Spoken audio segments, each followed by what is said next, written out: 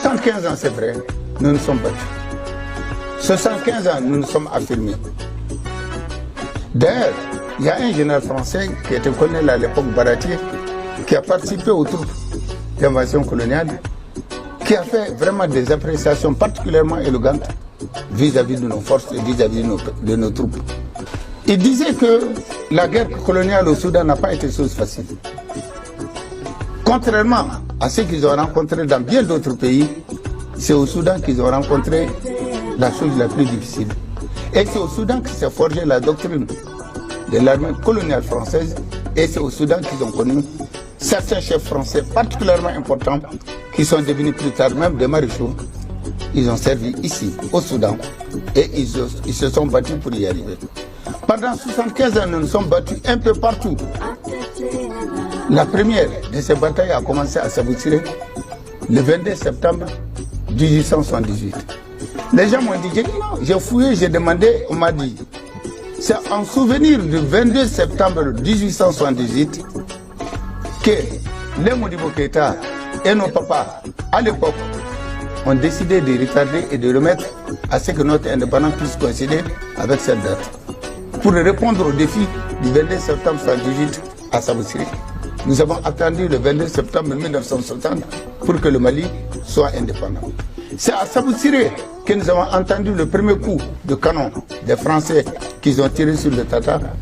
Et c'est également le 22 septembre que nous avons eu les premières ripostes où nous avons tiré pour la première fois sur les troupes d'invasion coloniale.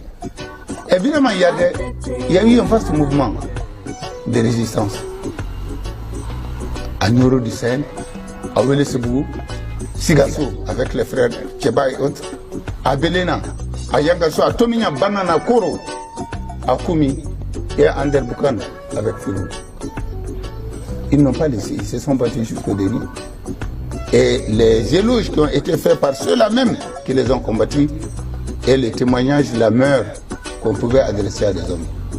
Ils ont dit, nous avons trouvé des hommes qui mouraient sans bruit et on s'est battu parfois juste dans les cases, aux confins des cases, ils n'ont jamais voulu lâcher. Et pour dire le nombre, en 1890, il y a eu la bataille de Maïr. C'est une localité que j'ai visitée pas loin de Nioro du Sahel. 9000 morts en 1 jour. C'est là que les troupes de El Hadj Oumar, un de ses neveux,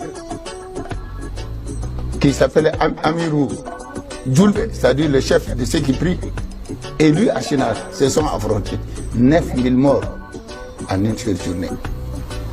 Mais il y a eu encore une autre, plus loin, à Tombouctou, Takoubaou. À Takoubaou, c'était les frères Boni qui ont été complètement laminés et battus par les troupes Touareg qui étaient en révolte. Donc tout ça, ce sont des signes qui prouvent que nous n'avons jamais été piétinés. Parfois, nous avons perdu, mais nous sommes restés toujours droits dans nos voies.